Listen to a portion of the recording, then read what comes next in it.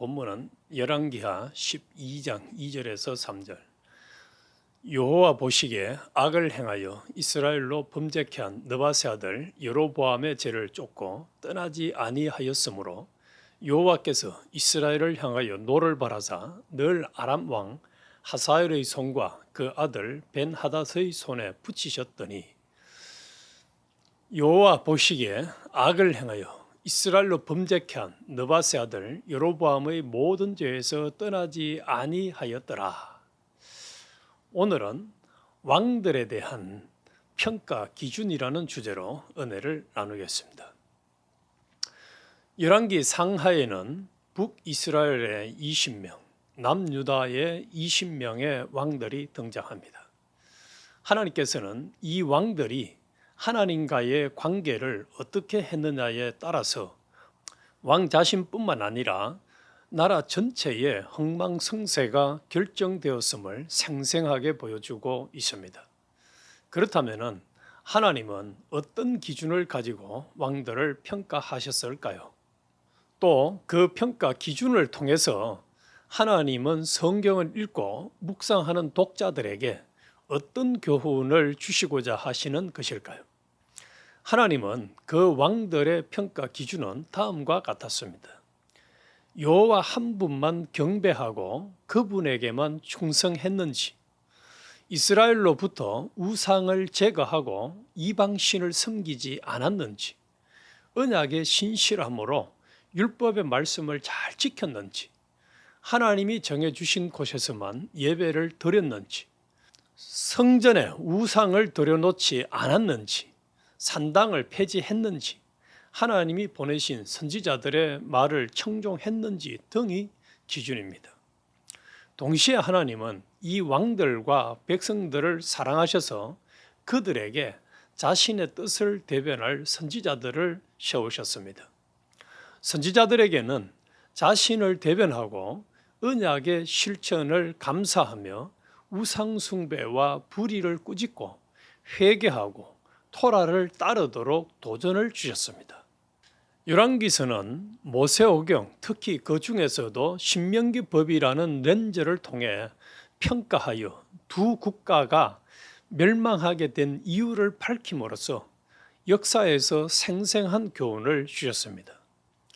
수백 년간 축적된 그들의 죄를 지적함으로써 북이스라엘과 남유다의 멸망은 자신들이 저지른 죄의 결과이며 하나님의 정의로운 심판이었음을 가르쳐 줍니다.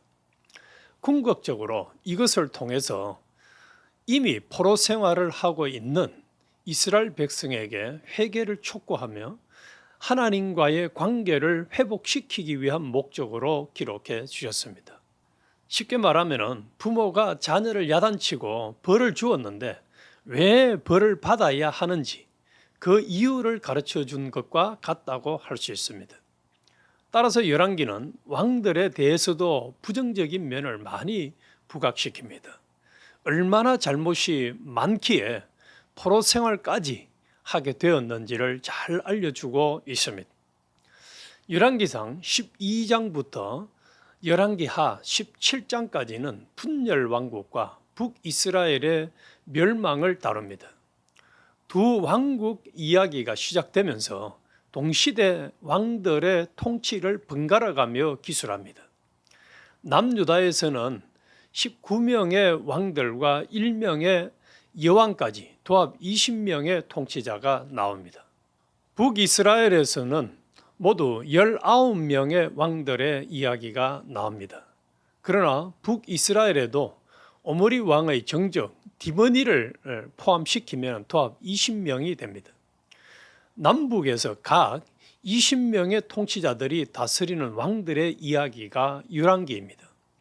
이때부터 선지자들의 활동이 두드러지며 그들과 왕들에게 초점이 맞추어집니다.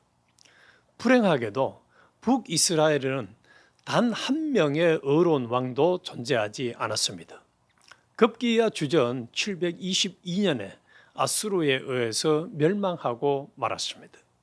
살아남은 유다는 136년 뒤인 주전 586년에 바벨론에 멸망당하고 백성들은 포로로 끌려가는 비극을 맞이하게 됩니다. 남유다는 기회가 있었음에도 불구하고 북이스라엘의 멸망을 보면서 전혀 교훈을 얻지 못했습니다. 하나님은 이러한 왕들의 시기에 엘리야, 엘리사를 비롯하여 이사야, 호세아, 아모스, 미가, 하박국, 스바냐, 예레미야 등의 선지자들을 보내 회개를 촉구하셨으나 대부분 이들의 말을 듣지 않았습니다. 그러나 열왕기 마지막 부분에 나오는 유다의 왕 여호야긴의 석방은 잿더미 속에 남은 불씨처럼 유다 왕조가 살아있다는 것을 의미합니다. 이것은 다윗 자손에서 오실 메시아의 희망이 남아있다는 증거가 됩니다. 심판 속에서도 하나님은 그분의 백성을 완전히 저버리지 않으셨습니다.